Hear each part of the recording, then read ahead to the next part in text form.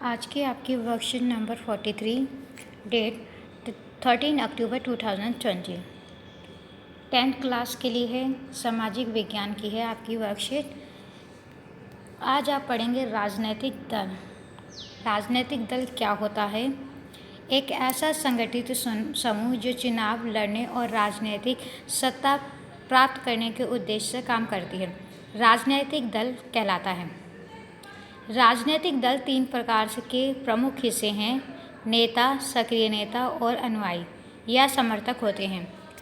राजनैतिक दल के कार्य, अब आप देखेंगे राजनैतिक दल के कार्य क्या क्या हैं। ये आप देखोगे हमारे 5 में बटे हुए हैं। पहला है चुनाव लड़ना, मतलब जो भी राजनेता है या हमारे द्वारा चुनाया गया प्रतिनिधि है, उसे चुनाव लड़ने का अधिकार होता है।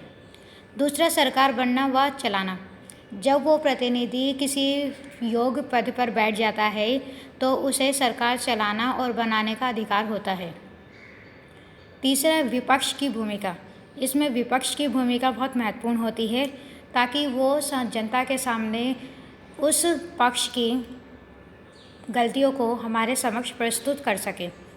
तीसरा है कानून बनाना और महत्वपूर्ण भूमिका निभाना।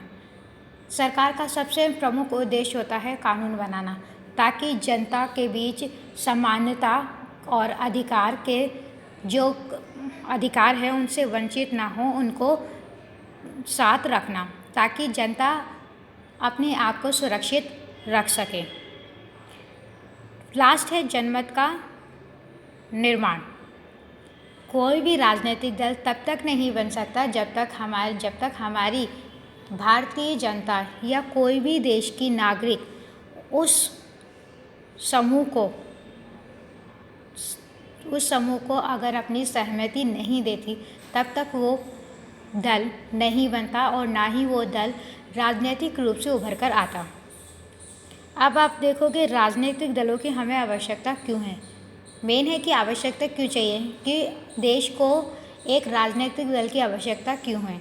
आप सभी जानते हैं कि हमें क्यों चाहिए, ताकि हम अपने अधिकारों को सुनिश्चित कर सकें और उसके अधिकार और कर्तव्य के बारे में बता सकें। पहला पॉइंट है, जब समाज बड़े और जटिल हो जाते हैं तब उन्हें विभिन्न मुद्दों पर अलग अलग विचारों का समेटने और सरकार की नज़र में लाने के लिए राजनीतिक दल की ज़रूरत होती है। कभी कभार क्या होता है कि हमारे देश में ही या हमारे आसपास देखोगे 2 दल बन जाते हैं। उस दल के विचारों को और उनके बीचों के विवादों को निपटाने के लिए, ताकि सरकार के पास ये सूचना जा सके, इसीलिए राजनीतिक दल की आवश्यकता होती है। दूसरा है प्रतिनिधि पर आधारित लोकतांत्रिक व्यवस्था के लिए आवश्यक है। किसी भी देश की सरकार को चलाने के लिए या किसी भी देश को चलाने के लिए प्रतिनिधि पर आधारित होता है कि वो लोकतांत्रिक सरकार को किस तरह से चलाएगी। अगर वो निर्माण नहीं करेगी तो उससे हमारी अव्यवस्था हो जाएगी। तीसरा देश के प्रति उत्तरदायी सरकार के लिए आवश्यक है। फोर्थ है सरकार की नीतियों पर अंकुश लगाने के लिए, अगर सरकार ऐसी नीतियाँ बनाती हैं जो जनता के विरोध हो तो उन नीतियों पर अंकुश लगाने का अधिकार इन राजनीतिक दल की महत्वपूर्ण भूमिका होती है। फिफ्थ है सरकार का समर्थन करना और उस पर अंकुश रखने हेतु, आप देखेंगे अगर सरकार का समर्थन करना और उस पर अंकुश रखने हेतु, अगर कोई भी सरकार जो हमारे शासन कर रही हैं, अगर वो भ्रष्टाचार है तो उस पर अंकुश लगाने के लिए हमें ये राजनीतिक दल का समर्थन अति आवश्यक है। पहला प्रश्न है आपका, हमारे देश में राजनीतिक दलों की ज़रूरत क्यों है। दूसरा है राजनीतिक दलों के कार्य की व्याख्या कीजिए। आपके मैंने ऊपर राजनीतिक दलों के कार्य के बारे में बताया है, उन कार्यों की आपको व्याख्या करनी है। थर्ड प्रश्न है राजनीतिक दलों से आप क्या समझते हैं। फोर्थ क्वेश्चन है राजनीतिक दलों के कुछ अन्य कार्यों का उल्लेख कीजिए जो आपके क्षेत्र में करते हैं।